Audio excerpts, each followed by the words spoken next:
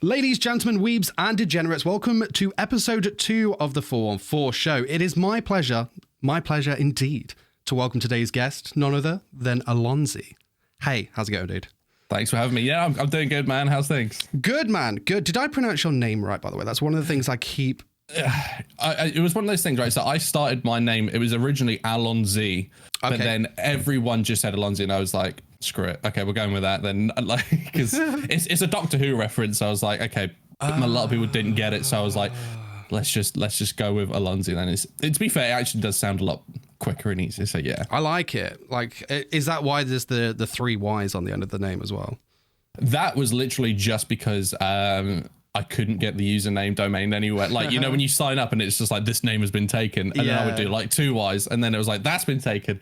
So it's either a Y, it's I just went with 3 Y's, and it kind of worked out in there. I've grown to like love it now. So yeah, cool. That's where that came from. I was just always worried that I was pronouncing it wrong. So I shouted you out in a Patreon vid, and I watched it back while I was editing it. I was like, did I say his name right? I hope I did. I'm like, he'll comment if I didn't, I'm sure. But yeah, name domains are a nightmare, man. I remember like starting 414 anime, like going full ham on this, so to speak, and I was like, right, well, I need the Twitter game, but somebody had 414 anime, and I was just like, oh man, and they haven't posted in years. So that's always the worst one, man. Like, you see like a dead account and you're like, I need that. But also it's difficult because you're like, okay, I'm gonna be stuck with this, because a lot of them don't let you rechange it after, and you see a lot of like YouTubers put like HD at the end, or like or the year, and you're like, that's gonna be outdated in a year or something. And I was tempted to go with official, but I was just like, at that point I had nothing, so it was like, no. Yeah, you always feel weird going, it's definitely the real me that no one knows would have been the official me beforehand. Right? I went simply with an underscore in the end. I was just like, it's the best way to do it. It's the closest thing. It's just like, don't same. forget the underscore, people, please. Yeah. So in episode 1, I kind of started off the discussion with Dakota in like a little how we met segment, which by accident. But like I was thinking about this, and it was quite funny how I met you. Actually, I was just tagged in a Twitter post saying, I think it was like, Allonsyyy sounds a lot like 414 anime, or I remember this. Anime sounds like Allonsyyy. I was like, okay, yeah, go on then. I don't think we did. I was like, I mean, we're just both English. I mean, that's pretty much it. That's it. I was like, well, we're both British, I guess. But I think it's, because especially like with the anime scene, it is like majoritively, like, if that's even a word, dominated by like the US. So I think when they see UK people doing it, they're like, that's the same dude, you know? They're the same person. So I remember that tweet, and I was like, oh, okay. And then it's funny when like you do like YouTube, you realize that there's so many people that you don't know, regardless of how big. Like there are people that are people like, have you ever heard of this person? You go, no, and you go, oh, they got 15 million subscribers. Like, you just you're not aware of people. And then so I mean, it's just quite coincidental how that sort of stuff like just happens, really. Yeah, I mean, it's cool because like obviously it opened the doors to like us contacting each other. I think it started with the of course the likes on each other's tweets, and then here we are now. Yeah, and soon we'll be married. It's going to be brilliant, man. Oh, like, I'm excited for it. It's funny how like one random dude's tweet or whatever just kind of like has this like weird ass like butterfly effecty kind of thing, you know. But that's the beauty of it as well, I suppose. So, yeah, absolutely. Yay, internet for that. So for those of you who are tuning into the podcast today and you don't know who Allonsyyy is, I'm going to do the super cringe thing where I'm going to ask you to introduce yourself. Tell everyone what it is that you do and where they can find you. Sure. So I recently started on YouTube, so I'm still a little bub when it comes to the internet. I started off originally I was doing manga content on a different channel, and then after I did that, I started getting into anime, which is weird because normally it's anime first, then you get into manga, but it was the other way around for me. And then I started watching anime, and I was like, you know what, I'm going to document this. So yeah, at the moment, I'm just basically going through watching anime, kind of documenting my journey, watching it all over on YouTube as well. And that's pretty much where it started. I've also, started doing it on Twitch as well, and just kind of finding my feet. I don't know where things are going, but things are just kind of going well. So it's kind of like we see how this goes. But it primarily started, I actually started this channel because I previously started, I was about to lose my job when the whole pandemic thing happened. I was working in like in the finance industry, in stocks and everything like that. Nice. And I remember like it was pretty much I was taking the week off for my birthday, which is on the 20th of March, and that's the week that we went into lockdown, or whatever. And I remember that week, everyone and their dog was just like, we're pulling all of our stocks out of our accounts, we're drowning. And then I was relatively new at the company, so it was kind of like last in will be the first out. So I got made redundant. I was like, well, I've got time now and no one's hiring. Luckily enough, my missus can keep us afloat. Let's just make lots of YouTube videos. And that's where we are today. So that was pretty much the catalyst for it. So COVID was kind of good and bad to me. So it's kind of the whole reason why I'm probably sat here now with you. So. It's amazing though, because I didn't know you were full-time until I announced that I went full-time, and I went full-time on here for the same reasons, except my redundancy was offered to me. Did I want to take it? To which it was time. Yeah, for me. Knew. But I was furloughed first before I was made redundant. So I went through that whole March through to I think I went back around about July, June time. And that's when I was like, all right, well, I've got this opportunity now to try doing it full time with the safety blanket of being paid. Yeah. But like everything went well, and I felt bad that there was this like huge global thing going on, and I was kind of, I don't want to say benefiting from it, but the thing is that there's always going to be the way. It's like if a stock market crashes, for example, there's always people that are going to make a shit ton of money off the back of it. And it's the same with, pandemics. There are businesses that have thrived on it. Yeah. Like you look at like Amazon or like like supermarkets and stuff like that. There are certain, and the internet is another thing that, everyone, like you couldn't even buy a webcam through that period. I remember at the start of the pandemic, I had an old like Logitech C920, and I was like, do you know what? I'm going to sell this. And I sold it to a woman.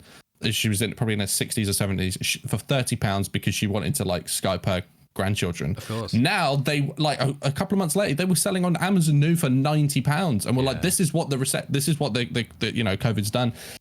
But people had a lot more time working from home, a lot more time to consume stuff, and I think that it was a time where we saw a lot of saturation as well, because a lot of people were jumping on, a lot of people were getting onto Twitch or like even OnlyFans and stuff. Like lots of people were like trying to get, trying the hand because they had the spare time, or like me, they were kind of like, well, I'm probably either on furlough now, or I don't have a job. And that's what happened to me. I mean, I was on I was unlucky enough. I was like on a temporary contract, so I was about to be made permanent, and I didn't get furloughed because they just let the contract expire. So I was like, shit. I was lucky enough that my wife could like hold the fort, and then now it's like I had to work on this for a couple of months. So I've been incredibly like lucky with it. But like you said, you kind of do have like a mixed feeling, because you're like, I know there's a lot of people that it's quite tough for them. But if you're making content, you're probably doing a bit better than you were beforehand as well. Yeah. So yeah. What was her thoughts in terms of you making that decision of like, this is the path I'm going down? Because it's not a normal path, is it? And a lot of people look at it as not like air quotes, not a real job. Yeah. And the thing is like, because I'd spent about a year beforehand, in like March of like 2019, I started a manga YouTube channel. Yeah. And it maxed out at about 3,000 something. And I would probably get like a really good video would get a few thousand, and like a normal one would probably get like high hundreds or something like that. Yeah. So I was thinking, okay, I'm starting this now. She's going to be like, I was going to be another one of them, like whatever.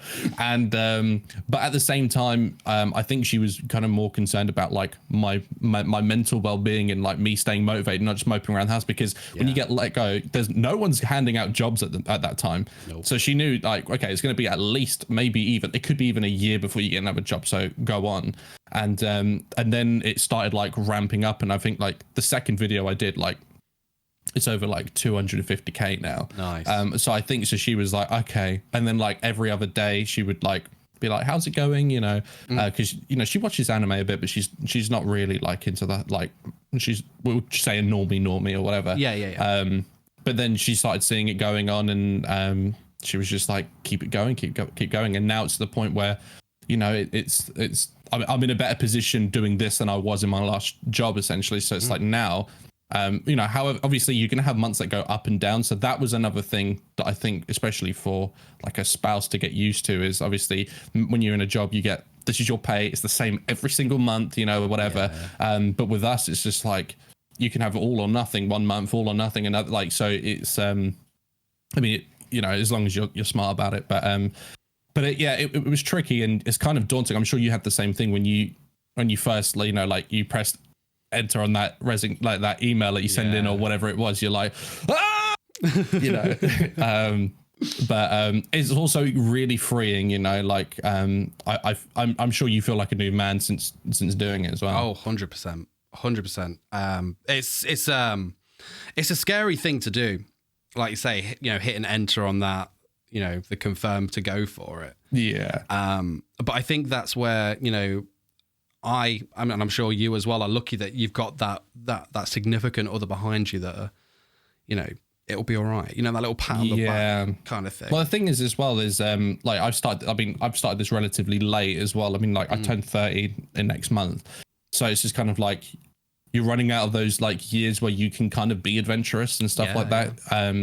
So it's kind of like, okay, well, let's do this now kind of thing. And you have to be really lucky, because I know that it makes you think as well, actually, there's probably so many people that like these content creators that we could have, but we don't get to have and see because they just didn't have the right environment to let it happen. I know YouTubers that I'm like, they're sat on around 2-3K, and they're some of my favorite content creators on the entire planet, but they can only put out like one video a month because they're so busy like grinding in a real job, because they don't have, like, they live on their own or something. They've got nothing to fall on, so they can't take that gamble. But you know, that gamble, if it did pay off, they're the next, you know, super eye patch wolf or something. You never know. And you're like, but it just makes you, it's a bit of food for thought, I think. And it's amazing what having all that additional time does, but at the same time, how little it really is. Because I mean, I always thought like, oh yeah, as soon as I go full time, I can get this done, this done, this done, this done, this done. It doesn't work like that. No, hell no. The amount of times I like, oh God, I could just say to my fiance, yeah, I'll have this and this done by this point. And she'll be like, no, you won't. I'm like, but because I've just said it so many times. I've said it, like, especially like, because I don't know if you'll find this, but of course, being a full-timer now, you don't get your holiday pay. So whenever I've taken holiday and stuff like that, I've had to build up content in advance. Oh yeah, so you I have to can plan everything. Yeah. And it's difficult because you like planning and getting everything ahead of time, and like, especially what we do as well, a lot of it is quite trend or hot kind of moments, especially with anime, with being the content that we make it around, you know. So it's kind of like, I don't want to miss this. I'm like, Sunday this weekend. No, Attack on Titan's that weekend, and My Hero Academia season 5 is this week. No, that's not, you know, whatever. And but you also spend a lot of time, even if you're not actually like editing or filming, you're in your head thinking. Oh man. And I consider that thinking time working as well, because you're always planning, you're always checking in. If you're on Twitter, or if you're in your Discord, or you know, if you're sitting there planning stuff, that's still part of it. Or, you know, like, because normally if you're working a job, once you go home, you clock off most of the time. Oh yeah, you know, I clocked off while I was there. Oh yeah, exactly. So it's like, you know, that's still hours. And then say if you're on Twitch or whatever as well, and whatnot. So there's no regimented. I mean, you can try and go, I do from this hour to this hour, but it doesn't really work like that. So that's kind of another thing to get used to. And especially if you've got someone in the house working from home that does those set hours, you always think, like, I hope they don't think I'm being lazy, or like this or that, you know. Do you find that you can switch off? I mean, that's something I struggle with. I can't. I'm like, I'm constantly thinking about something that comes back to this.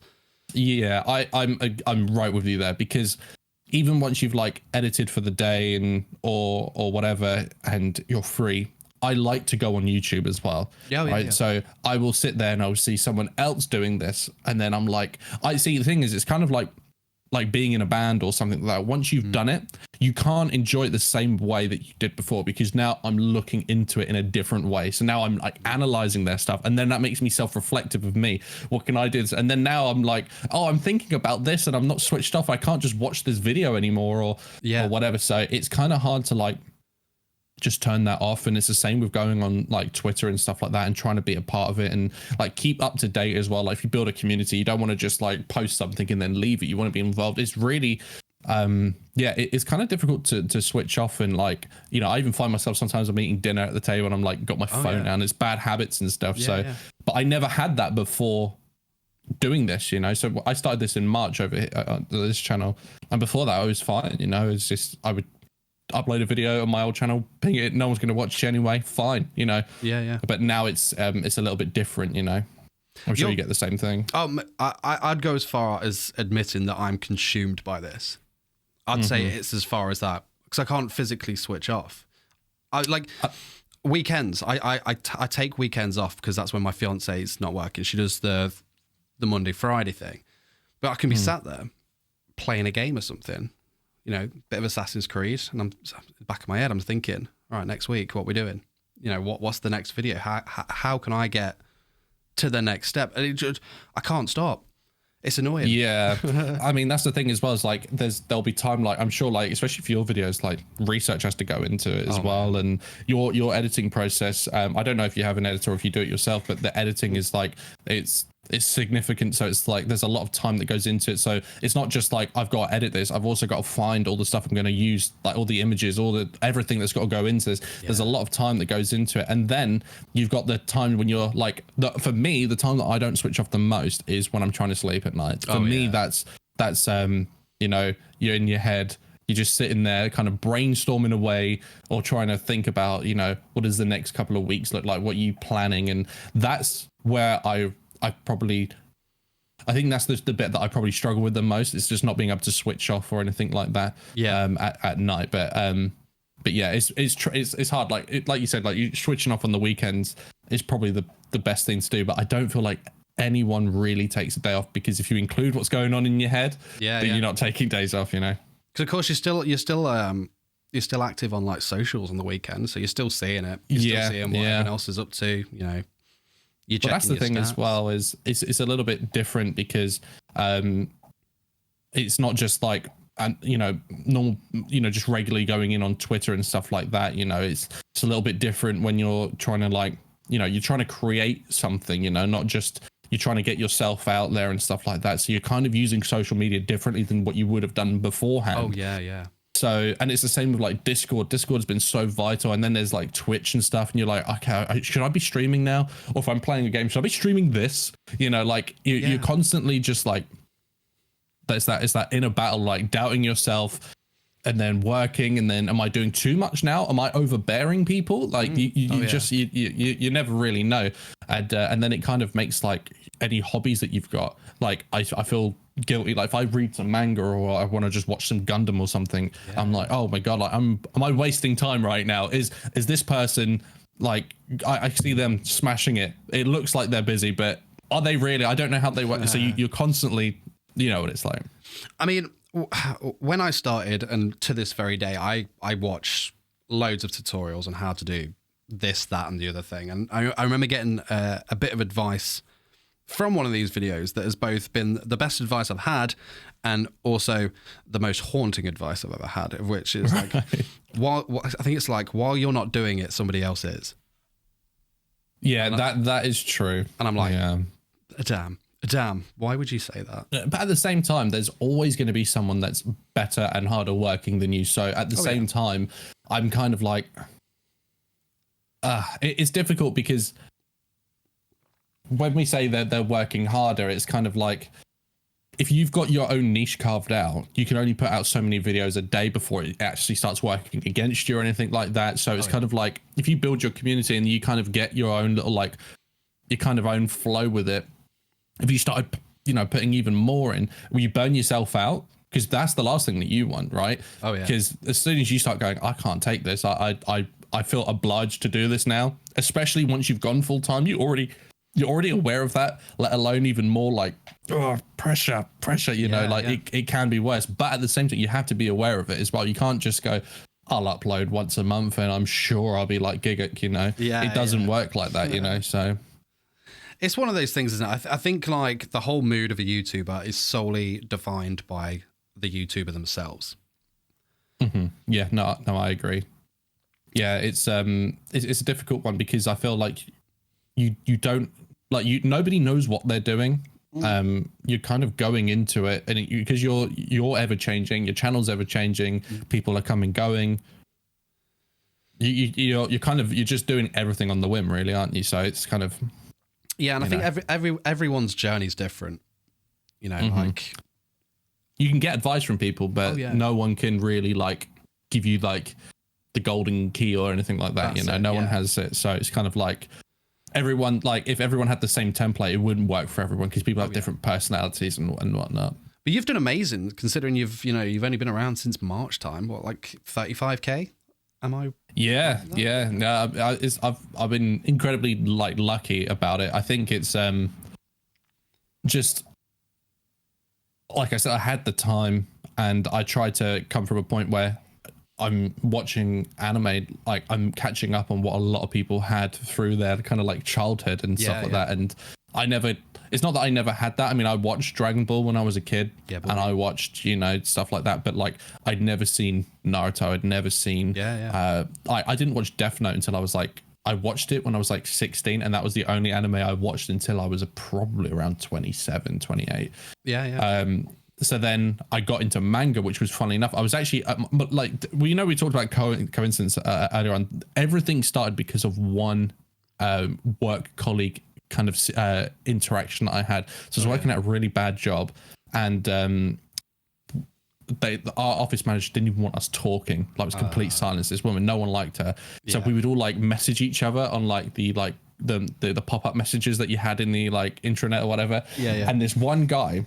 It was this other temp just messaged me going, I wish this happened to this woman. And it was a scan of a Junji Ito short story called The Enigma of the Amigara Fault. It's this really like horrible thing. I was like, what the hell is it? I didn't know what manga was. And then I checked it out and I was like, oh God, that's horrific, but I want to see more. And then I bought Uzumaki, which was the first book I read. I got that.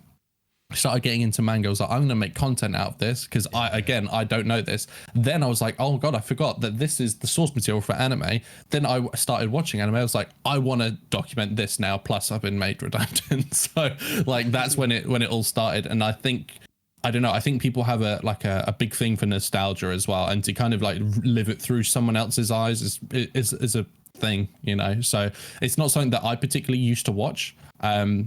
Ever really, and I don't, but I can see where there's probably a place for like people wanting to relive certain things. So I think we put that out there, and like, I've been really lucky. I mean, this wasn't even the intention of what the channel was going to be, and it still really isn't. Like the end game is to do lots of other cool stuff, and I've got lots of things filmed and planned to come up, but I was just like, this is a really cool way to get to like meet the community, and just kind of start something. And I've just been really lucky that it's kind of gone the way it has, especially when I was making manga videos and like nobody was watching them until all of a sudden people do watch and comment. Like, I remember you must remember back in the early days when you get a comment, you're like, oh my God, I got a comment. I got a like, and you get one dislike and you're like, my days are ruined. My days are ruined. 100%.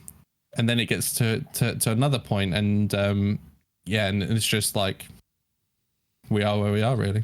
I mean, with your content, you without sounding like sucking up or anything, you're just really easy to watch. I appreciate that, and I think that's a credit to the success you've had, because like you're in the reaction market, and there's a lot of you out there, but there's something about your style that stands out. And I think, like I said, that is the credit to why you've done so well. No, I appreciate that. I think when I started, like, when I found out that there was a scene for that, I would see the people that were like over the top. I'm sure half of them had actually already seen half of it. And I was very aware of, stuff like that. And actually, the first time I actually watched reaction stuff was for like music videos and stuff, like when like a metal band or something like if there's a new Lamb of God song out and I was like, holy shit, I want to see someone react to this, like a musician or something. And then I was like, oh my god, they do it for anime. And then it's obviously different, it's more long form. And yeah, I think it's just a case of like I was just very honest that I didn't know jack shit of what I was talking about. So like a lot of the time I would get things wrong, and then I would see people like in the comments like arguing with each other or like correcting me, and then it get to a point where it was just like I was learning more about anime. And you know, you get people that like to like read into things more than there probably actually is there, but I really like that. So it would just get me, I think as well, it helped me enjoy it a little bit more, because when you know that I get to watch this and then other people are going to get involved, it was quite cool. But I just tried to be like really honest about it. And you know, I was aware that I was behind I started off watching My Hero Academia season 1 knowing everyone had seen it. But I think it was just a case of like I was just like, this is the, like, even if it's not the best anime at the time, it was the coolest shit for me because I'd never really watched anime. So I mean, that show hits differently anyway. It does, yeah. Especially the end of season 4, man. I was like, whoa. I know. Yeah. I can't wait. Do you know actually the funny? This is a really like kind of creepy coincidence. Is that the very first video I ever made was me watching My Hero Academia season 1, episode 1. That was on the 27th of March, and season 5, the first episode, launches on the same day. It's crazy. A year later. So I was like, that's kind of cool. I don't know. No, honestly, I always pick up on little things like that. It's just like crazy. Like little red herrings or something like that. Because I mean, that information was recently shared in your update video, wasn't it? That came out a couple of weeks ago. No, last week. Yeah, last week, yeah. Let's have a look. I'm going to be really creepy now. Thursday last week? Yeah. I think about that. Thursday or Friday was one of the two, yeah. Boy. Yeah, it was the day after my birthday. Happy belated birthday. Thanks, mate. Thanks, appreciate that. But yeah, I was going to talk about a couple of the things that you brought up in that video because I thought that was really interesting. Yeah, sure. Because the main series that you have been covering so far on your channel, like Konosuba, Attack on Titan, Naruto, Black Clover was one. Yes, but you are dropping the Black Clover. Yeah, it was. I think that video that I put out is I've always tried to be very, very kind of like direct and like transparent with people, even though like you don't, as a content creator, you don't owe that in a weird way. But I always feel like I could just like, I mean, that video, I'll be completely transparent. I lost about 200 subscribers in the space of an hour after I put that video out. I mean, I expected something like that, you know, but it's kind of like I could have done the same thing, but I just didn't mention it and I just started changing it. I wouldn't have lost those subs, but I thought, you know, it's just right. I just talk about it. And Black Clover is a series that I really do like. And, you know, I started it back in like September. And for whatever reason, you know, when people like when you watch a YouTube video, you just watch it. You might skip bits, you know, whatever. But once you do content and you can see the analytics and stuff, you can see the back end of it, you know, the nitty gritty, dirty stuff, you know. And I just realized that for whatever reason, the interest wasn't there. And then what was happening is what that was doing to me mentally. If I'd sit down and go, right, today I'm doing this kind of video, I'm already in a mood like, oh, if I was doing this other video, I know this would do better. And that was already starting to creep in. And I made like 49 videos of Black Clover or something like that, which is impressive. Yeah, I mean, it's a lot. But they just weren't performing for whatever reason. And what it was doing to my mental health, you know, I'm not the kind of like big person with mental health or anything like that, but I would see other channels do Black Clover like smaller than mine, absolutely crushing what I was doing. But then I would see videos that I do, like say Attack on Titan, for example, absolutely crush. So I was like, I don't understand what's happening here. There's only so much that I can do, you know. It must be either a community thing, maybe I've not been discovered by that community yet, maybe the interest isn't there, or maybe I'm not compelling to that audience for that type of video. So I didn't know. And the watch time was the lowest out of it. Like this is I don't know if you saw Nux's video about the YouTube thing recently. Yeah. Totally. But you know when he talks about the YouTube thing where it's like you have that thing where it tells you how it's done out of 10 that week. Yeah. That video thing. And every Black Clover was always 9 out of 10 or 10 out of 10. Yeah. And for people that are watching this and don't know that, that's a bad thing. You want 1s out of 10s. You want 2s or 3s out of 10s. And it was just really, and I would always trust me, wait till you get to episode 4042, it gets better. And you can't keep beating a dead horse. No. Hoping that it's going to work when the worst video of another series that you're doing is outperforming it. So I decided, that I was going to change it. I'm not even joking. I got people like tweeting about me. I went onto Twitter and I saw like someone had like tweeted of saying like how I was a clown, saying that Black Clover was killing my channel, and it had like 70 likes and stuff. Like they were like tweeting about me, and I was thinking, like, I'd never really been a part of like hate before. And I was thinking, I don't understand. I'm just stopping making a video, man. Like, watch someone else, man. I mean, it looks like you all do anyway. So like, I didn't get it. So that's crazy. I got that, and then, a bit backlash, but it's, I think you got to be true to yourself, and, you got to do what's right, because what happens with like watch time. If one video suffers and they go, right, no one's watching this, I'm not going to promote the next couple of videos of yours. And if those are good videos, you don't want them getting buried either. So I just decided to pull the plug on it. And you don't get a lot of YouTubers that will like make videos, especially when you're a small channel, because you're so wary of scaring people off in the first place. Yeah, totally. So you're kind of just like, you know what, I'm just going to be open and honest why I'm dropping, because otherwise people are going to be like, he thinks it's trash. I don't think the show's trash. I think it can look like trash sometimes. Yeah. But I think it's a good show. But I didn't want people to get the wrong reason, but they took it the wrong way anyway. A lot of people thought it was because I just didn't want to watch the show anymore. Not the case. I'm probably going to read the manga, but it was purely a YouTube based thing. And it is what it is. The same thing happened with JoJo's back in the day. I watched JoJo's. Yeah. Nobody watched it. I saw other people make their whole channels based off it, and double the size of mine now. You can't predict it. It's just you can't. People. And you can't compare yourself to what others are doing as well. Like there's being aware, and then there's comparing yourself, if that makes sense. And that was a path that I struggled with for years, because my YouTube live started doing Yu-Gi-Oh videos. So I'd do like old character deck stuff. I'd do facts on the cards and this, that, and the other. And there was a couple of other channels that were doing similar content that were just smashing it, absolutely smashing it.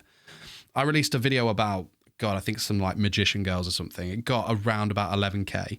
A week later, another channel did the same kind of video, facts about these magician girls, like 100, 200K. And I was just like, what? How? Yeah. I just shut myself off. So when I started 414 Anime, I was like, you know what? I'm not gonna like interact with anyone. I'm not gonna get into other channels. I'm just gonna put my head down, focus on what I'm doing. And it's a hindrance, because like during lockdown, I was like, you know what? I've got no friends like who are doing like the same thing. So I opened myself up, and like since then, it's been amazing. I've met so many amazing people. Yeah. So I think there's a case of like, looking into others, journeys, channels, whatever, too much. From my experience. I had an experience once where when I first started this channel, I did a lot of like videos around like anime openings and stuff, and I didn't know the land or the law when it came to copyright, and not to touch anything that Aniplex USA does, or Japan or whatever. Yeah. Or anything that Sony Japan likes, just don't go near it. I didn't know this stuff. So I remember at the time I had 12K, and I was like, it was for me, I was gaining like 100, 200 subscribers a day. It was going bang. I'd never been on this kind of wave before. And I got hit with 2 copyright strikes in like 2 days. And I had a load of content that I was like, okay, these are both from Aniplex, right? So I was like, oh shit, I've got a lot of stuff from Aniplex on my channel. Do I take the risk? Bear in mind, I just started kind of making a little bit of money on YouTube. Oh yeah. I was like, do I risk this channel now? And do I delete all those videos, or do I just ride it out? Because I know those were getting residual ones, especially like openings and stuff like that. They do really well. But we're talking, it was about 600,000 views worth of videos. And for me, that was like majority of the channel. Jesus. And then I knew someone else, I won't say who, but they had the exact same situation as me. We were at the exact same point, pretty much like sub for sub almost. Yeah. And I was like, do you know what? I'm not taking the risk. I'm going to go delete everything. As soon as I did that, the growth went from, the 100 subs a day down to like 10, maybe 10, 20 or something like that. Yeah. The other person didn't. None of us got copyright strikes going forward. you know, and I was, you know, you get stuck for like, was it 2-3 months? Yeah. So I went 3 months stunted. And then their channel went in that time. And you're just like, you know, you can't compare yourself to people because everyone's circumstances are different. Some people get lucky, some people don't. Some people hit at a right time as well. But now what I try to see is I'm just happy for anyone. I think now that like, I think once you get to a stage where you're not like fighting about, like, it's kind of like when you're starting, it's like drowning. You know, you're kind of like, if someone else is with you, you'll happily dunk them under to kind of like stay up, you know, whatever. But once you get to a point when you're good, I think you start just enjoying other people and being happy for people because you don't have that kind of sick mentality of like wanting to outdo people because you're okay, you know. So I think that's where I got to. But like you said, like it takes a while to get there and to be healthy, and then to also realize the benefits of finally opening yourself up and getting in contact with other people, because then you realize like I've been missing out on all this shit, all these awesome people this whole time. 100%. You know, and it makes you better for it as well. It's funny you should bring up the whole copyright situation, because that was obviously reasoning behind you dropping ReZero as well, wasn't it? Because the Kadakawa incidents. Yeah, and I know a lot of people will say, you know, oh, you know, the reaction stuff didn't get hit. I did see it get hit, and also just for the reason that there's just no point taking a risk. I think, you know, for me, like, unlike your videos, which obviously do a lot better, but like the videos that I were doing, they weren't like they weren't like crushing. So what was the point in taking the risk for it? If I'm going to get a video that does like 5K views, is that really worth me like rolling the dice, whether or not there's a small chance? It's like, if there's 100 balls in a bag and one of them's going to kill you, you're not going to put your hand in the bag. No. I was just like, I'm just not going to do it. So I was just like, I'll get rid of it. It's just one show. But you know, I mean, you went through a phase where you're probably like quite fearful, you know, and it's a horrible mentality to have. You know, I remember, well, I had 2 strikes for 3 months. And unlike yourself, I know I think you got one of them removed at least, right? Both. Yeah, both. I fought them. I literally couldn't get them past the YouTube. Like I kept like trying to counter claim no. Yeah. People were like sending me templates that they use that got theirs done, and it just wouldn't work for me. And that every day thinking I'm gonna wake up to an email saying removed or something, and I'm be like, oh god. Yeah, man. And it's horrible because you're like, you finally got something good, and you're like, if this channel went away, I don't know if I could recreate it and get it back to the point that it is now as quickly. You know, it's difficult. So you're like.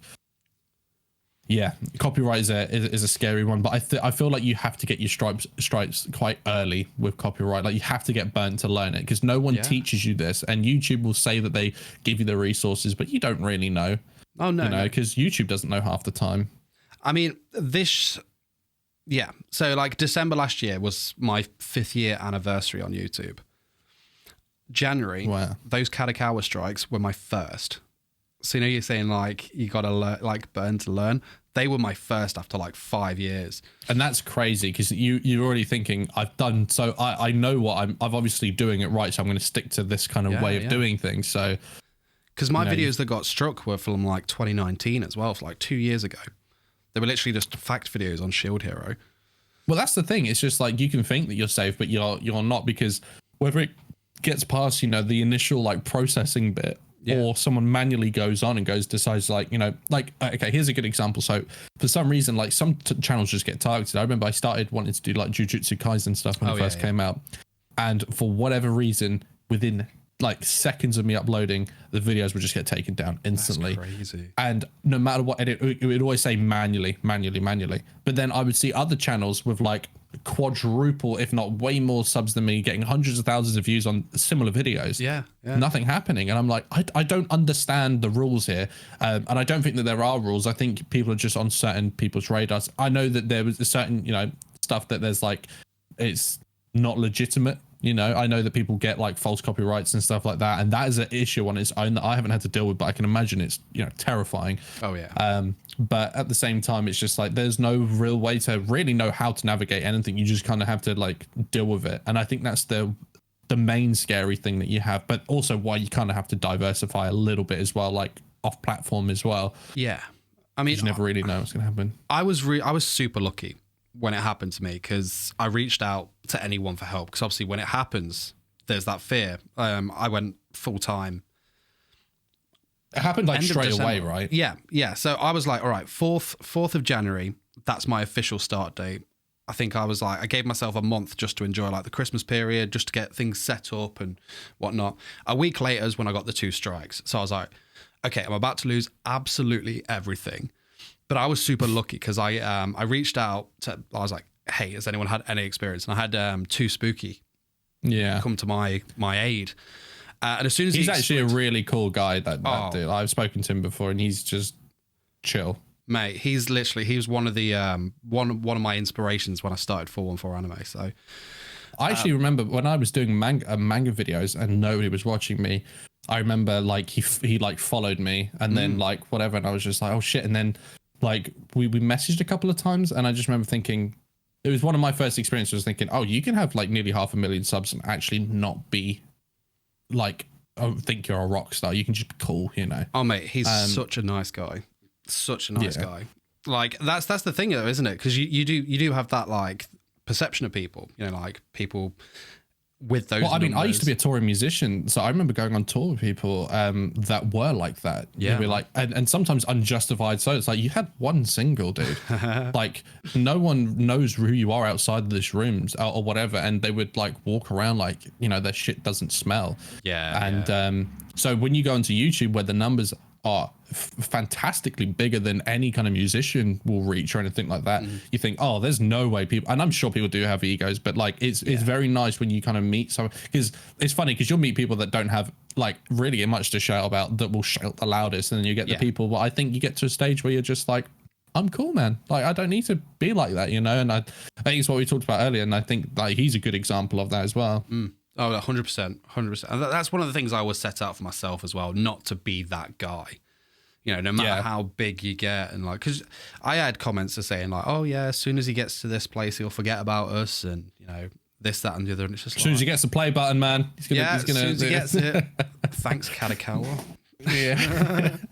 Oh god, because they would have stopped that, right? For now. Or? Yeah. So my situation with the play button's all up in the air. 'Cause I did manage to get both strikes removed. However, I passed 100K while I still had the strikes, and they won't send you play button if you're a bad influence, a naughty YouTuber.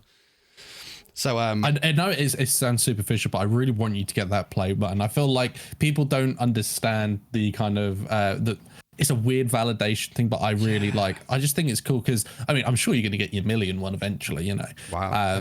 But no, like I think that like there's something about it. It's an achievement, man. It's like a certificate, man. You did well, you know. That was the main goal for me with YouTube. Like I didn't really know that you could make money off it or anything like that. Like I like you was in the music scene. I was in a band and stuff. And when I left that, I needed something to fill the creative void. And for me, I stumbled across YouTube making videos, and I was like, hey, this is creative. I found out that the play button existed, and I was like, cool, well, that's what I'm shooting for. Yeah, absolutely. It was only like along the way that I was like, I got my first paycheck through. I think it was like £500 or something like that. And I was like, oh shit, wait. This is happening. Yeah, Oh, I remember that's the same thing. Like, cause when I stopped,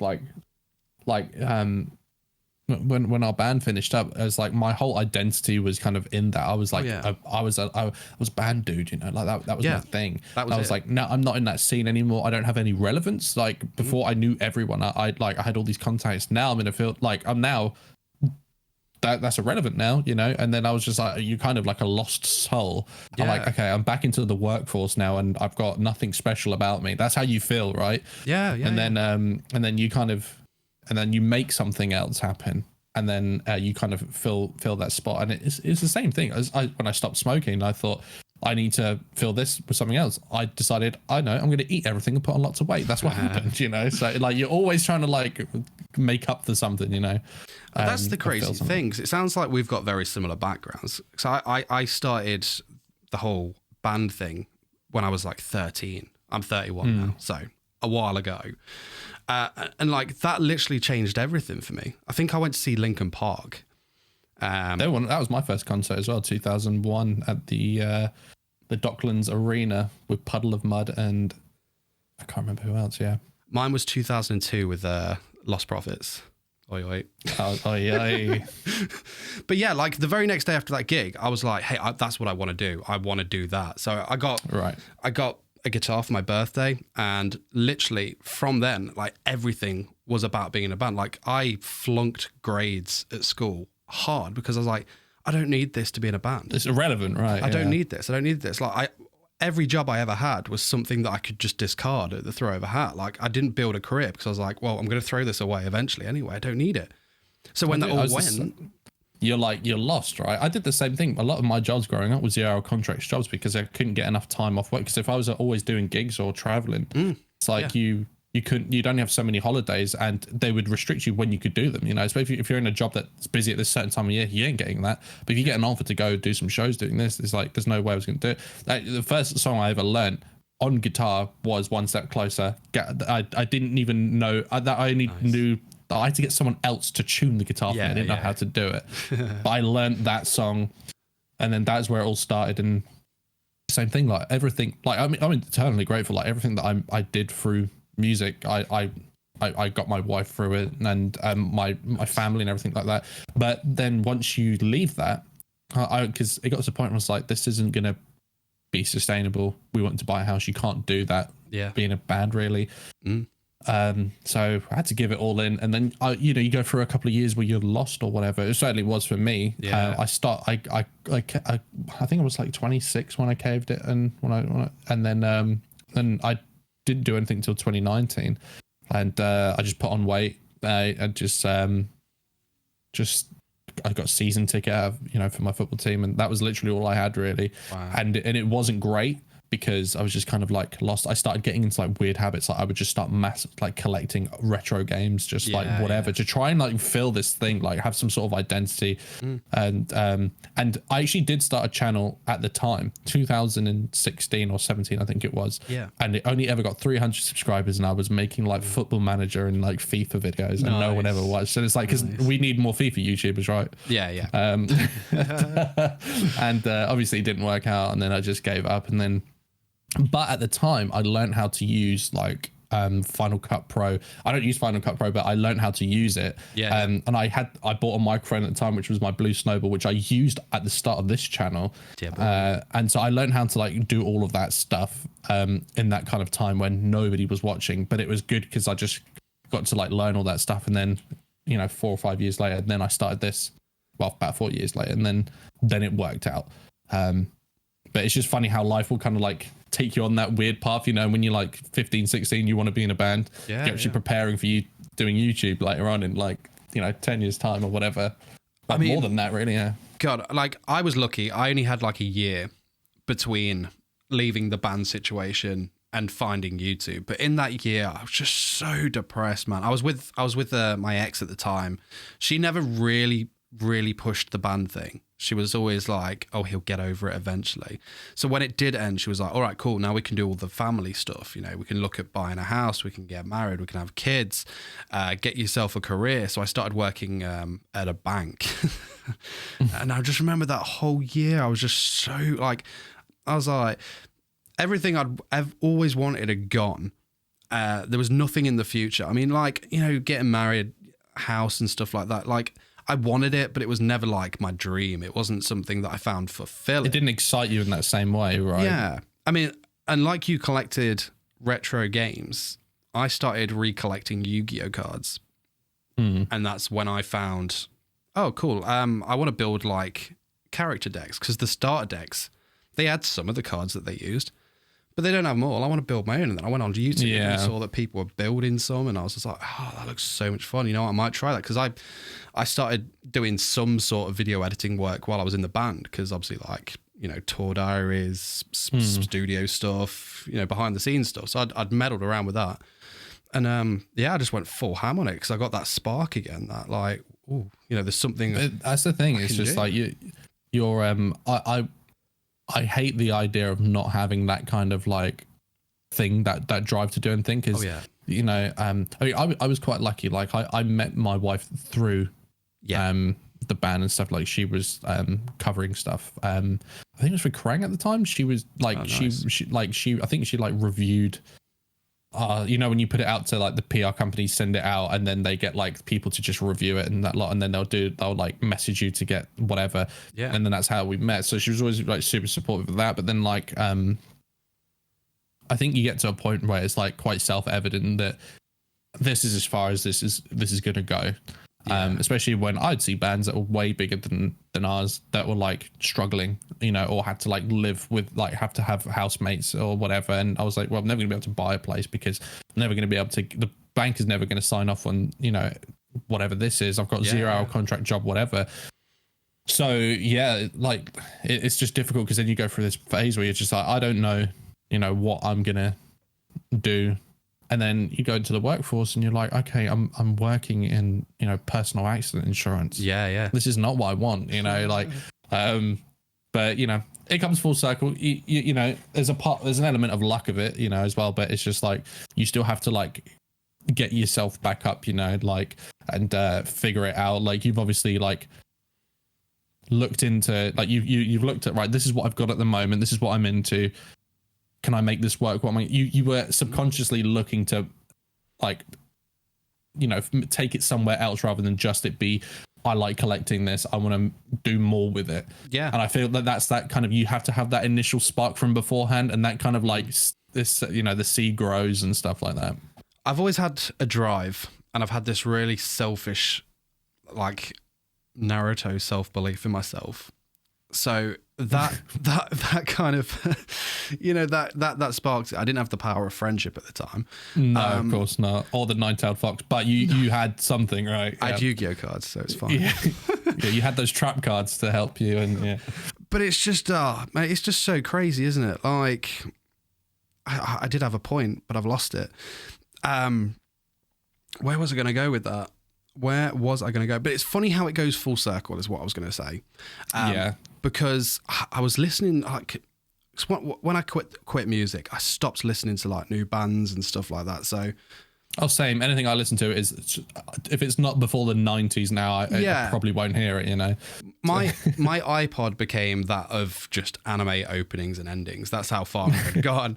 And it weren't until like this year, actually. Yeah, like I've started going out and walking a lot more, because obviously we're full-time YouTubers now. We spend a lot of time inside, not walking around serving the general public and whatnot. Oh, dude, I literally just bought this the other day. It's next, like an indoor like spin bike to get this body back into shape. But yeah.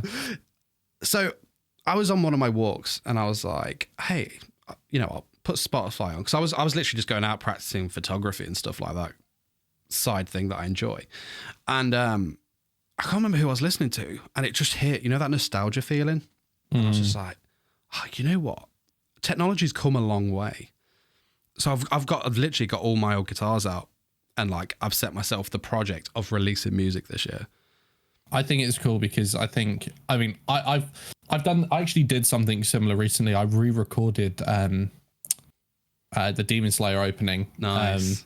I didn't put it out just because I haven't had the chance to, but like I feel like it's cool because it's like you kind of get to relate it to something else that like is still a part of you as well. Yeah. You know, and there's something like you'll know from recording, there's nothing better than laying something down, hitting that play and listening to it back, and it fits, you know, you go, oh, damn, that it sounds good, your tone's good, everything's good. Like you get that, you're just like, yeah.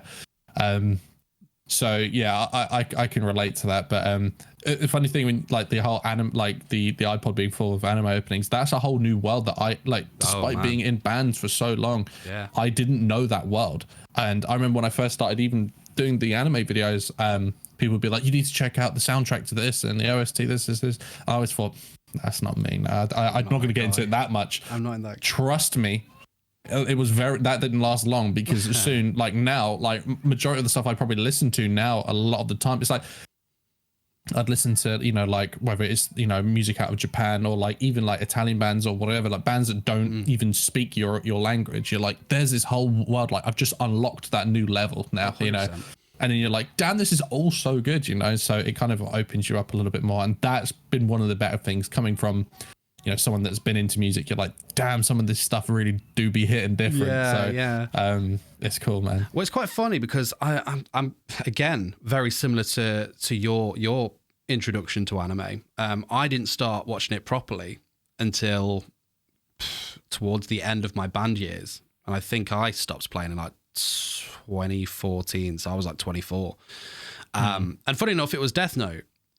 Like, my brother was living back with us at the time, and he was always watching like Bleach, Naruto and stuff, while I'd be writing songs or, you know, seeing where we can go with the band, you know, just doing the band stuff, man. Literally. I mean, I watched stuff like Dragon Ball, Yu-Gi-Oh, Pokemon. That's as far as I went. So I'd peer over every now and then. I'd be like, what were you watching? And he was like, oh, Naruto and stuff like that. And I was like, yeah, I feel like I want to give it a go. And he's like, oh, well, there's this really cool series, Death Note. I haven't seen it yet. People recommended it. Do you want to sit down and watch it? Game changer. Game changer. I tell you what, Death Note, I've always said this, Death Note is the Linkin Park of anime. It is. It's the gateway, isn't it? It really is. You go, oh my God, I didn't, because, you know, you watch, you know, when you're young, you listen to Linkin Park, they get you into the heavier stuff, and you're like, okay, from here on, I'm going to go check out Deftones, and then I listen to System of a Down or whatever. It's that band that gets you through. And I felt like Death Note is that, like, if anyone says, you know, like, I don't watch anime, what should I watch? Death Note is always a go-to for me, you know. Like, I always feel like that. Funnily enough, I remember watching the only one anime that I'd watched, and it's kind of a similar story. So I watched all those when I was a kid, and I didn't watch anything until I watched Death Note when I was like 16 in a band. I remember I didn't watch anything, and I was like 18, 19, and we were in this bus driving. I can't remember what venue we were going to, but our drummer was watching Another. Oh yeah. And we had the there was like a TV above it, and he had like the HDMI cable, and I was like, what is that? And I remember the very first thing that I saw was the scene where she falls down the stairs with the umbrella. No. And I was like, what is this? And then once we got off, I downloaded the whole thing, LimeWire, yay. Yeah, and then I watched it, and then I didn't watch anything until 2019 again. Or maybe a bit before, I can't remember, but yeah, that was pretty much that. So it's kind of a similar story to yours. That's incredible. Fun thing I've just picked up on while we've been talking about the music thing. So, are you a lead guitarist or are you a rhythm guitarist? Would you say? Well, in my band, I was the lead, but our other guitarist left, so then we became just a 4-piece. I ended up doing everything. Nice. But the thing is like our guitarist who joined us joined once we were already a bit established. So I'd written everything, so we came from being one. So I was always a metalhead. So I grew up on like Metallica, Megadeth, Anthrax, Slayer. So I was always big on like the down picking. I was the rhythm dude. So I was never the great at the lead stuff, but I could do it. But I had to do it just because you know. You can't really teach someone new all of that stuff and get it right. You're just like, just do the rhythm. I'll do it. And then we went on for like 5 or 6 years just doing that. And then they left. And then I got to go back doing the fun stuff, because everyone wanted to be the lead guitar player when you were growing up. When you get older, for me, I just wanted to play riffs, man. That's all I cared about. Like Breaking Benjamin, I was just like, hey, just give me the riffs. Give me the riffs. I will do them. And that's all I care about. Now, if a song has one good riff, I don't care if the rest of it's trash. I love that song. You know, I will learn it. You know, I'll be like, yeah. I was like, when it came to like recording, I loved the aspect of being like, not lead guitarist, but I loved layering guitars upon guitars and just making something sound way more epic than it should do. Yeah, you want to make tone henge, right? Yeah. That's it. Yeah, I remember, you know, being in studio. Like one of my best mates, he's a producer that has his own studio, and he has like a flat above it. So I remember we went to go do our album. We just got to live there. Nice. And I just remember, like, because normally you go to a studio, you're paying by the hour or whatever, and they just like whatever, like, you've got this time, you want to do 6 songs. That's not going to happen. You got to take it 2 days to do drum. But I remember, like, we had infinite time. So I remember just thinking, like, I'm just going to make something sound thick with 2 C's, you know, and there's nothing better, especially for a guitar player, because you love hearing yourself as loud as you can, and it's epic, you know. And so I get exactly what you're saying. Because it's the flip side of that. When it came to like playing live, I wanted nothing more than to be rhythm man. Nothing more. I didn't want to be tied to an effects board. Just wanted to. The worst thing is, I remember we did a gig. We were playing the Islington Academy. Nice. And it's probably about 800-900 people in there. And I remember I had this delay pedal, and it had a loop. I think it was like 8. and I played the wrong note, and you got to hear that back 8 times, no. and it was like really off, and I was just like, oh, just fill me up. But yeah, like when you want to just get to the big parts, you know, like the epic parts, because you always knew in your set what your favorite parts were, you know, what your favorite riff was coming up. Yeah, 100%.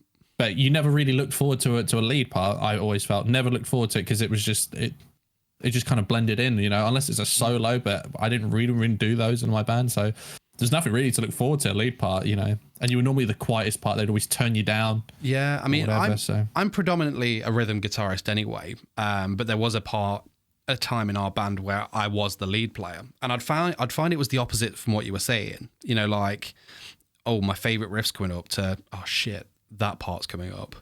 You know, like I did that with lead lines. Stuff. Like, oh man, it's just the pressure. But like, give me the rhythm parts, I could play anything. Yeah, because I feel like there's less pressure with that, because you're trying to stand out if you're doing a lead part or whatever. And you know, I used to get like technical problems. You get that more when you've got more pedals for whatever. We just get in a rhythm. I don't really need pedals, man. Maybe an overdrive and a noise gate, I'm good. Yeah. Everything else, I'm good to go. And you can get in the flow of it more, but you're more like, oh, I'm not in the right position, or if it's a cramped stage or whatever, and it's, you know. So yeah, I didn't enjoy that as much. But yeah, the rhythm part, like, it's just funny because when you grow up, you know, I wanted to be, you know, Doug Aldrich and Kirk Hammond, Dave Mustaine, and all these people, but it's like, turns out I just wanted to be Brad Delson, you know, or someone like that. So it's like, it's funny how that all works.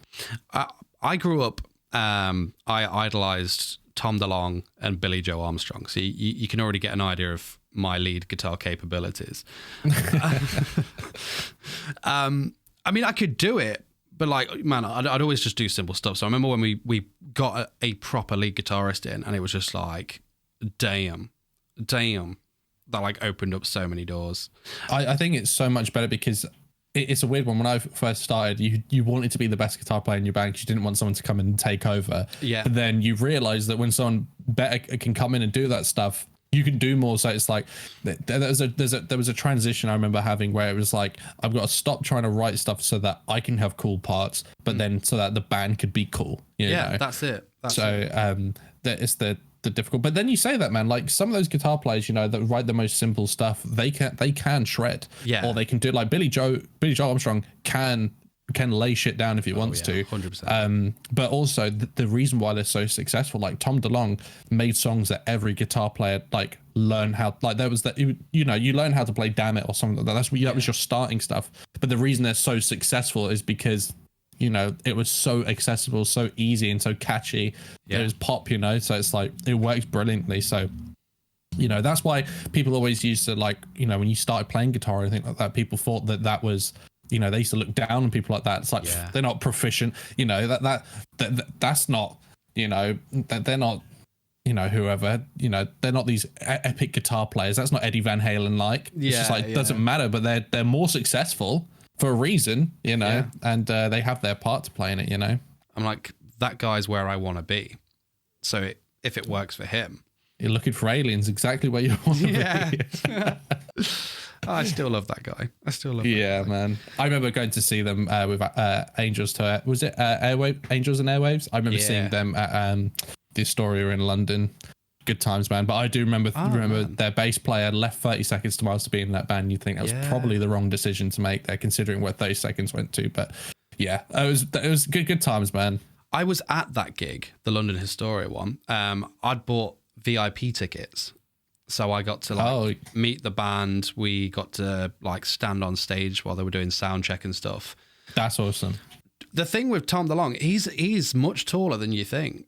He's like 6'2". So I remember I always used like, Jesus. You find that sometimes when you go to like a gig or something, you're like, geez, I did not expect that. But that was man, I just miss live music, man. It feels like forever. The last concert I went to was the O2 to see Slipknot. That was in January. And it was already over a year ago. Damn. You just feel like, you know, you just like you take that sort of stuff for granted a little bit. Oh yeah, 100%. Because I mean, I was I'd booked tickets for the Green Day tour last year and My Chem. Oh, same. My Chem, yeah, same. So I freaking love My Chem. I've seen that band far too many times. It's the one band that I can think of that I haven't seen. Have you not? Man. No, and because we've got tickets to see them, and then it got postponed again to, I think it's the 19th is the one we're going to now. Was that the Sunday show? I don't know what day it falls on. Yeah. All I know is the 19th. But then there were like Boris's plans were like to open up everything on the 21st of June. I was like, don't do this. Don't do this to us. Like, I need to see that band because it's like what. It's a lot of nostalgia. I never got to see them back in the day, you know. So it's like, what does seem so bad? Shit you not. The ticket I bought would be, I think, my 21st time seeing them. Damn. Yeah, I went to see them like 4 times on the same tour. And I think like 2 of the dates were like next to each other. I think it was like Wolverhampton and then Birmingham or something like that. The only time I've ever done that is I remember back in the day, there's a venue in London called Coco. Oh, yeah. And I remember I went to go see Trivium back in the day. It was £20 on the door. I mean, we're talking a long time ago. And they were doing 2 nights there. So we went and bought tickets on the door for both nights on the road. They played the exact same set list, said the exact same things in between songs. Didn't care. Yeah. It was just the best. Like those days, man, it's just like now every ticket is like £90 at least. And it's like a year in advance. And then it takes like half a year to get through to the venue and everything like that. The thing is actually, because one of the 0-hour contract jobs that I did when I was in the band was I was working at the O2 arena. So any gig that was on, that was the only times I could work. And any days that there weren't gigs, I wouldn't get work. So you used to get to like meet loads of people and like see loads of bands and stuff. Like I saw Depeche Mode there. I met one of the guys from One Direction there, the Irish one. Like all like you get to like see all this stuff. That was really cool because like before I used to be like, I just listened to Mel, man. And then you're like, oh god, actually Pink is here and she's like one of the best things I've ever seen. So that was pretty cool, man. But now you just take it for granted, man. Like every week I was doing like 3 or 4 gigs at the O2 and now it's just like they don't exist anymore, you know. It's crazy. A friend of mine, he's very, very musically talented, great voice. I met him when he was doing like a kind of metalish band, but he actually ended up going on to do his own like solo thing, and he supported One Direction on their first tour. Wow, that is something to remember, because back in the day, One Direction around 2011 2012 was the biggest thing in the world. They were massive. Like the only thing I can compare them to is probably BTS, and I think One Direction may have been just as big, if not bigger. That's all I remember. I just remember it just being crazy. Actually, this is true, right? So in 2012 I lived in Australia for a year. I remember One Direction came to Australia and shut the entire centre of Melbourne down for about 2 days straight. I couldn't get to work. It was literally, and we'd had the Grand Prix at the time. We'd had all this different stuff happening. Nothing had the effect. Like you would just, I would be in the city centre in the district and I could hear screaming a mile away. And I would just be like, oh, they must be over there. Like it was crazy. I'd never seen anything like that. And then when I worked, I did One Direction, I did Justin Bieber, I did all the like Miley Cyrus, I did all of those at the O2 Arena. And every time it was just chaos. Like I've never seen anything like it. So that's why I started respecting the pop world a little bit. I was like, say what you want. They actually own everything, because I'd seen big bands like Iron Maiden, Metallica, everyone comes to O2. No one did it like they did. So it's like damn. It's a different world. It really is. Because that's what he was saying from his experience of doing it. Because obviously when he was in, playing like the band kind of thing, he wasn't playing massive arenas. But he was just saying just the whole atmosphere. Because he was telling me obviously inside stories, because of course he had to buy onto that. It wasn't like you were chosen. But it was interesting, like his voice was the only thing that was live. They had to sign contracts and stuff that they wouldn't like cover any One Direction or anything in their set, not even like a chorus or anything, just to kind of get like the crowd amped up for them, and there was like fines if they'd have done that. It was crazy. It was unbelievable. I remember seeing like some of the contracts. Like I remember a contract, and we didn't take this, but I don't think it's a reflection on the band, because I don't know if they're necessarily too aware of it. But I remember an offer to do a run with Papa Roach, and it was included like Brixton Academy and stuff like that. Jesus. And it's like Brixton Academy for me was always the dream. I grew up 10 minutes from Briggs Academy. So every gig that was like, I lived at that venue. Yeah. I would walk in. If I still walked into that venue this day, my phone would automatically connect to the Wi-Fi. It's that mad. And but I remember it was like not even just that. It was like percentages of like merchandise and stuff like that. It's absolutely everything. It's crazy. But that was the cycle, man. Like you would buy on, get some sort of people, you know, you would say, I support this band, and then you would charge people to come and do that to yours. And it was just this never ending cycle. Yeah. And I think that's when you realized, oh, if I'm spending all this money to get onto tours, I'm not making any, even if you get some back, because it eventually it dries up. So it's like that. I think that's when you realize that that's an industry that's probably dying, or unless you get to a certain point, you know. I personally know people that have played and headline venues that size that make less than we do. Yeah. And that's the scary thing about it. And you're like, that's just too much, because you're way more popular, well more world known, and you're doing that. And you know, I couldn't sell a room out with 5,000 people in it, but I can make a video that will do 100,000 in that. Yeah. And I don't have to pay to do that. Right. So that's the scary thing about certain industries. So it's like with hindsight, looking back on it now, you know how hard and like, you know, why it's so slim that you'll ever do anything with it unless you're a wedding band. Because it's just, from my experience, you needed 3 things in order to make it: money, luck, and to be on the same page as those people that you're in the band with. Like each of you needed the same thing. If like one of you faltered, you weren't going anywhere. So and even that, you still have to win the lottery with that. Yeah. That's the thing. So it's like that wasn't the thing. And I think that's kind of where, especially now you're older, you look at stuff like YouTube specifically, and you really do realize the power with it, because like traveling like miles and miles to go up to Edinburgh or Glasgow or wherever in Europe to go play a gig, and there'd only be 100 people in there. Yeah. If you put a video out that got 100 views now, you'd be devastated. Oh yeah. You know, so to think that you would, and you had to travel, you had to pay there, you had to sleep overnight, you know. So when you think about it like that, you think, okay, the power of the internet now is so much more powerful. That's why I think, especially with music, you'll probably see more just like live stream concerts as well. Like Trivium did the best thing that they ever did. They basically because their lead singer is a huge person on Twitch. They started basically just doing live streams from their studios. They would just play all the greatest hits, but also like people could like, you know, subscribe, donate, and then, you know, they'd request songs or whatever. And they made more money than they would do on any tour in one live stream, you know. And it's just showing you like how the internet is just adapting to different things, and you'll see it with different industries. And I'm sure eventually that's why for me, example, like copyright, for example, that's got to be something that's going to have to change at some point as well. There's so many different things. Like we saw Metallica the other night get the thing on Twitch, you know, and you just like, they own their own music. That's their label. I don't understand how that works. So you think like it can happen to the biggest bands in the world, you know, like that's got to change. But I think that's the thing about YouTube. You just like, I'm glad that I saw the light, you know, 100%.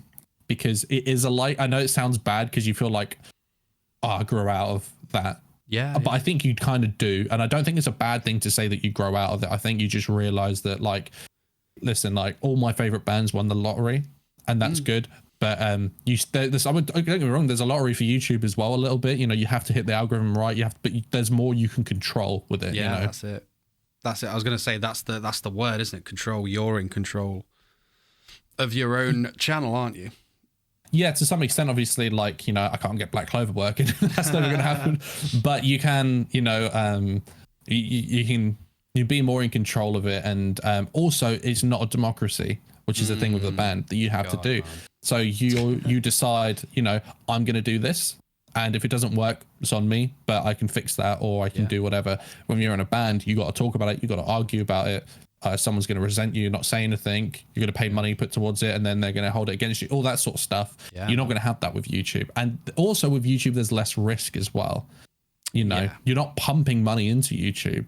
And I think that's the great thing for anyone that can pick it up. You know, that's why, you know, you see people like Harris Heller or whatever, they're saying, you know, anyone can do this. You just need to put time and effort into it. And that is literally true. Obviously, there is gear and stuff like that. Like you and I have both nice cameras and stuff like that. But, you know, this was my wife's camera that she got in university. I didn't buy this. So it's like you can just make things work, you know, and I think that's the credit to the new age that we live in now. That's it. I mean, yeah, you can throw so much money at this, but that, like you say, that is the beauty of it. I didn't start with this camera. Like everything in this room, probably didn't have it when I started. And how many channels have you seen that have way better gear than you and nobody sees it? You know, it's all about putting yourself out there, and, you know, networking is a big part of it, and just taking the time to learn what you're doing. And, you know, like, I didn't know anything about anime, but I knew a little bit about YouTube. Yeah. So I tried to put that into it. And I would rather it be that way around than the other way. You know, you could be, I know everything about, you know, 02's left toenail, but I don't know anything about YouTube. I can't make that work, you know, so it's it's difficult. Oh man, 02. My fiance still laughs at that video. It's literally my most viewed video, and it's literally, God, I don't know how long it is, but it's about 8 minutes of me just simping for 02. How do you, that's another thing, like, because I mean, I don't have that at the moment, you know, because I'm still so new. I don't have a waifu per se at the moment, because I'm still new. How do you, like, because obviously, you know, you're a taken man, you know, and you're very public about your feelings for certain characters. Like, what's that like, you know? Because obviously on YouTube, you've got the community with you, and they're like, bro, we're with you. You know, what's that like, you know, when it's like, just made a video of me simping for 8 hours, how's your day? You know, like, how does that go for you? She understands it. Like, I've been with my fiance 2 years this very month. Kurumi was here before she was, and she knows this. You knew this coming into this, is what you say to her. She supports me like fully, and she knows that like I really like this, because that's what it is. I just really like the character, you know, in a non-weird perverted way. I just really love the design, love the character in the show, and I may have taken it a bit too far. But she supports that, and she's behind me. She actually buys. This is in one of my videos recently, so I don't know why I'm getting shy about it. But she's bought me boxes with Kurumi on them. That's brilliant. Thus is her understanding. But yeah, I don't know. Like with the whole waifu thing, I think I really liked her character, and I wanted to make content about her character. And I thought, hey, you know what? I set myself the little personal goal of, I want to be known for that character. So whenever someone sees Kurumi, they're like, oh, that 414 guy likes her. I think I put it this way, I only know the character through you. Oh yeah, 100%. I've had many people say like they've started buying figures of her just because they found out. You're like the best salesman ever. Like that you are that guy that appeared, like, he is the promoter guy for that. Like, he is the number one dude for this character. Like, do you know what really hurts about it though? Because obviously I've spent a lot of money on this character. And you're saying I'm a salesman, spokesperson, maybe one day become a sponsor of this person. She's under Kadakawa. Oh, that is, mate, that is, life works in cruel, mysterious ways. Life is a cruel mistress sometimes. It really is. That's horrifically and hilariously ironic, that one. But it's always the way, you know, like, there's, like, for me, I you know, some of the most popular series ever are Aniplex. I can't do that. So like Demon Slayer, for example, you know, like, for the kind of content that I make, when Demon Slayer season 2 comes out later on in the year, that's where you want to be. I don't know if I'm doing that. But it's life is cruel like that. I think it depends on the content you make, you know, because like, absolutely, when I got my strikes, and I spoke it through with Too Spooky and stuff, like, the type of stuff I make is very informative. You know, it's very within the fair use policy. So as soon as I understood that, like, I was not worried at all. Like, I mean, I even said to you at the time, I said, I can't believe that your videos have been struck, yet people like my videos haven't been struck. And I didn't understand that. And I still to this day don't understand how that works, because, you know, like, yours, like, mine is debatable whether it's fair use or transformative, I'll be honest. And I'm not going to be one of these, like, people that make reaction videos that hide behind that. I've always been very open and honest. But when I see videos like yours getting hit like that, and then people like mine, or bigger people that I know do even put less effort. I don't understand that. And I feel like the problem with copyright is that they don't ever seem to like try and explain it to you or like justify it. They're just like, no, you just got a strike, and they don't respond to you. No. And it's kind of like, I still to this day would love to know why it was that yours was struck, when they know that full episodes of like series are just uploaded to YouTube that have been there. 100%. I've got 200,000 views and have been there for 3 years running. And you're like, why is this dude getting 10 seconds of footage that's not got any audio on it or whatever, and is being transformed?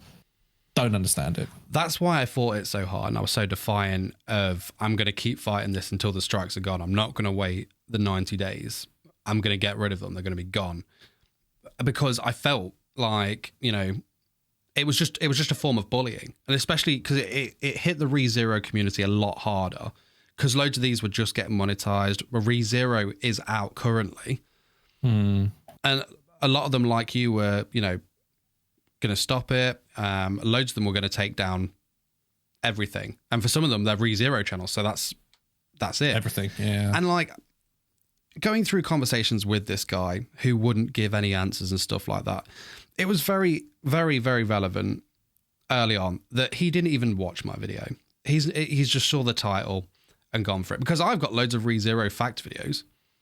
And none of that was here. I got loads of Konosuba videos. No one. That's the thing. Like, there's no consistency in any of this, and I think that's the problem, because there's nothing that you can go, okay, I can understand. You know, I can see why this has happened or anything. Yeah. You can't. It's literally like a scattergun approach. They've probably just typed in ReZero that day, and the top 5 that have popped up, we're going to report all of those claim. Well, you know, strike all of those, and then that's me done for the day. And there's no. You know, because if they just typed in ReZero full episode, they'd have got all of the full episodes. And rightly so. I don't have a problem with companies taking that stuff down. But if some, like your videos, I don't even understand how they get flagged other than manual review, you know, like, so it's kind of, you know, obviously they have to be manually reviewed to get struck, but it's just like, you would have to, if it was clicked on properly and actually watched for more than 10 seconds, you'd understand that it wouldn't get struck. So that's the thing. And that's why I feel sympathy. There's nothing worse than going onto Twitter one day and seeing some YouTuber or someone like that getting retweeted on your timeline saying, "Please help me, community." The only way they listen is through Twitter. So, you know, and it's that is terrifying. I hate seeing people panic like that, because it is the worst. Especially someone like you, who's just gone full time. It's horrific. Like, what, the same week or month? It's just it's horrid. Yeah, I mean, it's just one of those. It's one of those crazy things. It's just it was just bullying in that, and I touched that strongly, and I wasn't going to make a video on it, but I did make a video announcing. I'm glad you did. Yeah, I thought it was good. Stuff. And I said in the video, I'm going to take it down once the strikes are removed, but I still feel that strongly about it that I've kept it up. I would leave it up, because it sets a precedent. It's not, because people can apply that video to whatever else, whether it's anime or not. Yeah, and I'm sure it goes on in other, like the music industry doesn't do that. Yeah, no, you know, definitely not. And then another thing that's always baffled me is, why not just claim it? You know, I've had videos before. It's just like, you know, some of my biggest videos have all been claimed. You know, it doesn't make a difference. You know, they've just made money now. You know, if you get a 200k video, I'm sure you get a few quid out of that. Take the money. Yeah. Especially early doors, you're just like, I just want the growth. I just want to make the video on it. Of course, nowadays I want everything monetized, but back then I was just like, I don't care. But getting something just removed for the sake of it, it's just that's weird, you know. And I don't understand the want to remove stuff. I mean, I remember when I first started, and this is genuinely true. I remember I did like a My Hero Academia opening video, and that week, literally, I've never had this before and never had it since, but my video was being re-uploaded literally like 20 times a day, constantly. So you could type it in, and people were sending me screenshots of just like their search results, and it was just the same thumbnail as mine, just bang, bang, bang, bang, bang, bang, but it had copy pasted everything like that. And I would report them, but I would never like try and strike them, because obviously you've got your little copyright thing in your thing. I would never do that, because I just feel like I you know, whatever. I just, even if I don't like it, I just don't see the point in striking people. And I get that these companies have like money invested, but I don't understand how you making a fact video about a character is going to detract from their anime or anything, if not get people more excited and go check out the anime on an official site like Crunchyroll, or go and buy merchandise from somewhere. Like, I don't understand how it could, and that's the thing. There's no explanation as a reasoning or why. It's just, we just can't, you know. That was the kicker, because I did get a response. They didn't say exactly why, but they said that I'd used their content without their consent, and in doing so, I am ruining their distribution and disc sales. And I was like, bear in mind, going back to the Kurumi conversation for a second, I was like, the amount of monies that I presumably have lost you in disc sales, I've probably paid for that series in the amount of money I've spent for you guys. But it was just kept the lights on in that factory that makes that stuff. You know, like, you never know. Like, but it's just it was just bullying, man. It really was. And like, going forward, I was kind of considering like, oh, do I stay away from these? And I'm like, you know what? No. I think, in fact, like in the next week, I've probably got three videos coming out that are all Kadokawa based. You just got to go in, you know. Yeah. I think it's definitely the right way to do, and it would feel kind of that you were giving in otherwise, right? Yeah. If you go like, I'm gonna counterclaim, gonna win my strikes, and then not go back, you know, like, it would be like, what was the point in the fighting back? And I think it's good as well, and I think that, like, it's good when you see channels coming out on top, you know. It gives motivation to other channels as well, you know, because, you know, you see these huge channels getting hit. Like, I saw, what was it, Sid Snap got done recently, man, and you're just like, there's so many dumb things. But then when you see like a success story where like they got it, where they got taken, like yours, I'm just like, good. This is what we need to see more of this stuff, you know. Oh yeah, definitely. So if you'd win that, and then you're like, okay, but I'm not going to do anymore. It's like, okay. It's kind of like, being a fake hero of justice or something, isn't it? Like, I stand for this, but now I'm safe. I'm gonna hide. But like, I'm out of the woods now. Yeah. I'm 100% being happy being the guy that takes the lead on this. But just to get the message out, don't be bullied. Just keep doing what you're doing, as long as you're not uploading full episodes. Yeah, I think like it's a difficult one for me to talk about, because I know I tread that line, maybe not so much on the great side. Yeah, I'll be honest, but at the same time, it's just like there's a big difference between these people that re-upload things like Demon Slayer and they call it something else, and like, that's the thing about these companies that I don't understand. It's just like, I don't understand whether I feel like these companies need someone to go in, maybe from the West, maybe they don't understand the way that we work over here, and someone to just go like, you're unaware of this whole like area, like you didn't know this exists, and this is where you need to be looking at. Because like, it's funny because my wife actually works, her job is working with copyright infringement and taking down like companies that like steal Sky and stuff like that. And you see these companies in like China, whatever, and they're so on the ball. They understand it, but it feels like Japan is just so behind. They just don't understand like the ways things work. You know, they don't understand the way the West kind of like consumes stuff, like these pirate sites like Manga Rock or whatever. Yeah, these websites that were literally robbing manga sales or whatever, but yet they would go after people that would like post one image of a manga panel on a YouTube video, and you're like, no, go after the site they got it from, you know, like, or whatever. But you know, that's copyright. You can talk about it for days and nothing will change, sadly. No, it won't. That's the sad thing. All you can do is just keep fighting the good fight, as long as you are in the right. Yeah, be on the right side of history. Yeah.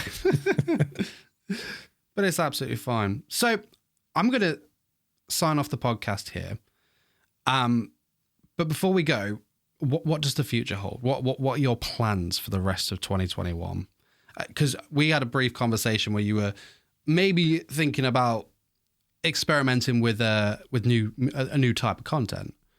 Yeah, so I mean, I'm aware that reactions get called lazy and stuff like that, and you know, everyone has their opinions. Cool, doesn't bother me. I still put in a lot of time, so I don't know if it's lazy, but you know, I get it. But the idea was, you know, we'll do this because it helps make a good solid base of an anime community, and that's what I want to then use as a platform to go and do what maybe I really want to do.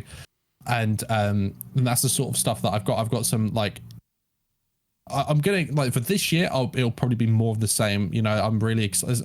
There's still so much that I haven't seen, or I still want to learn lots about the anime community, and that's kind of what I'm using this year to kind of do. But I'll still be making like new videos, like all different types of videos, like I can't really say, but like there's lots of, I also want to work with a lot of other people as well. I'd love to like kind of like have creative videos as well. Yeah. And kind of network with more people and make different types of videos. But I definitely want to branch out and try different things. And if they fail, you can always come home, and and that's the plan. So I think for this year there'll be more of the same. I want to stream more as well. Yeah, 100%. I find streaming quite difficult at the moment. I get an hour and a half in, I'm like, oh, I'm tired. But I want to try and get better at that and just kind of do more of this. But I'm working on stuff to try and branch out and do more fun ideas, be more creative, and just do like more out of the box kind of things. Not just, I don't want to just do the one thing, but I think I will be doing this one thing for probably the next year. We'll see, because it's kind of one of those things where like, because I am still doing this full time, I don't want to like try and tinker with something that's not broken at the moment. That's it. But we'll see, because it's scary to change things up. I mean, like the other day I made one video and lost 200 subs. It can happen. Yeah. So 100%. But yeah, I think that's the thing for me. But yeah, there's going to be stuff coming, but it's because I daily upload, so it's like trying to film and edit in between that sort of stuff as well. It's crazy. Man. It's a bit difficult, but yeah, it's inspiring to hear though, man. So I will 100% look forward to it. If you ever want the collab situation, hook me up. Oh, dude, there is like stuff that I've got an idea or something. I'll tell you about it. Yeah, I think it'd be quite cool. Yeah, happy to help. So, my guy Allonsyyy, thank you so much for joining us here today. Thanks for having me, dude. It's been a pleasure. Before you go, if you could just state again, where can the people find you? So I'm all over the place like a mad woman shit. If you want to find me, I'm on YouTube. I'm under Allonsyyy. I'm also on Twitch. I'm on Twitter. I'm on Instagram. Everywhere except TikTok. I am everywhere. So yeah, I make videos and stuff like that. So always uploading every day. So yeah, if you want to come and hang, that's where I am. But yeah, you can find me everywhere. Just type in Allonsyyy. Strongly recommend you go check them out, guys. Links will be in the description below if you are watching via the YouTubes. If you're just on the audio, then you heard the man. Type Allonsyyy and you'll find him. So thank you so much for listening, guys, or watching, whatever you're doing. And we will see you in the next episode of the 414 show. So take care. Peace. See ya.